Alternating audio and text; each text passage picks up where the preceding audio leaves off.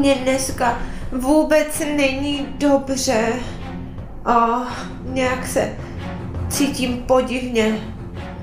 Půjdu za mamkou a řeknu jí, že jsem nemocná. Ahoj, Emo, dobré ráno, máme pro tebe překvapení. Víš co? Mamka nás pustila na to nové hřiště a můžeme jít úplně sami, bez mamky. Není to skvělý? Nemáš radost? Já bych tak ráda na hřiště, ale když jsem nemocná, tak nemůžu. Tak to raději neřeknu, že jsem nemocná. Tak jo, musíme se jenom nasnídat a už můžeme jít. Ne,